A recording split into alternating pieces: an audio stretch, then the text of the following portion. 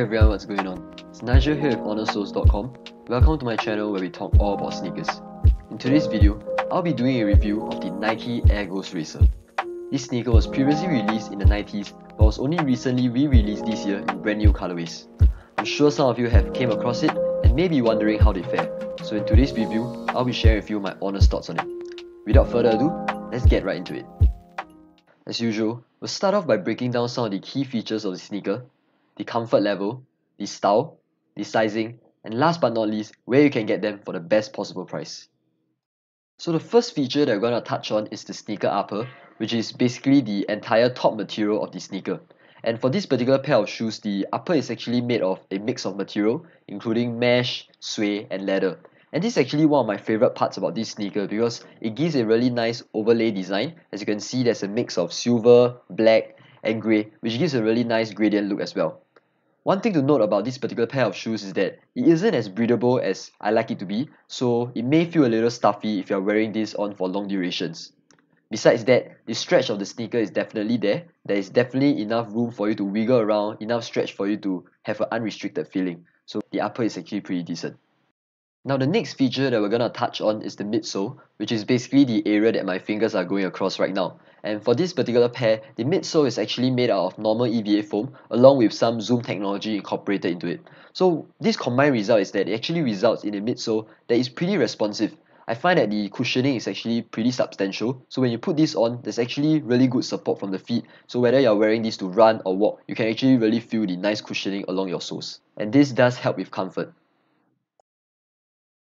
The next feature that we're going to touch on is actually the sneaker collar, which is the area that I'm pinching on right now. And this area is actually really important because it's what gives you the cushioning around your ankles. And for this particular pair, I must say the cushioning is actually pretty substantial. So when you pair the cushioning from the sneaker collar up with the sneaker tongue, which is the area I'm touching on right now, the cushioning really gives you an all-round nice wrapping around your ankles. So this does enhance comfort as well. If you look at the back, some details will also include the swoosh logo, and if we move to the front, we also have the lace area, which is frankly nothing special, simple laces, normal laces, which is actually good because if there's too much going on with the laces, then it will ruin the entire design. If we now move back to the back, we have this area that I'm pinching on right now, which is the heel counter. And for this particular pair, the heel counter is just average, provides the necessary stability, but it's nothing special worth mentioning about as well. The last feature that we're going to talk about is the sneaker outsole, and this is actually the area that I'm most impressed about because the material used in the outsole is pretty high quality and it also incorporates the zoom technology into it as well. So what this does is that it not only gives very good traction but also nice support as well from the outsole. So all these adds together to improve the performance of the shoe by improving the grip as well as the support of the shoe. So now that we've covered some of the key features of the sneaker, including the sneaker upper, the sneaker collar, as well as the midsole, let's move on to put these on feet so we can talk more about sizing and also how they look. On feet, the Nike Air Ghost Racer just absolutely kills it in terms of style. This is actually one of the main reasons I got them because of the style it offers, the contrasting look that it offers. I really like the gradient kind of design on the shoe. As you can see, even for the monochrome pair I have here, the design can be really clearly seen, so it's definitely one shoe that stands out and not those usual boring kind of shoes. At the same time, even though this shoe is one that is contrasting, it is still easy to match as well because the color used are all roughly of the same shade and go well together. My personal recommendation would be to match them with pants that are of duller colors such as navy, maroon, or black to really bring out the contrasting look that this sneaker has.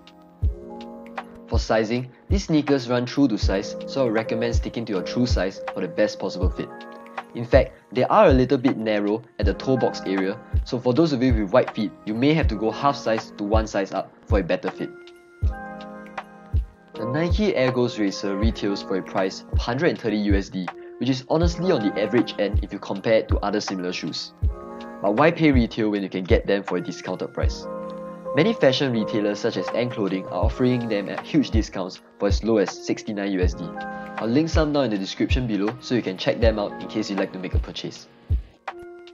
And that pretty much sums up today's review of the Nike Air Ghost Racer. Now I want to hear what you think. Are these sneakers a cop or drop for you? Leave a comment down in the description below. I hope I helped you in one way or another through this review. And if I did, remember to also leave a thumbs up and subscribe so you don't miss out on my future content. If you'd like to check out a more in-depth written version of today's review, you can also visit honorsoles.com for a full written resource. It's Nigel here with honorsoles.com, and I'll see you soon.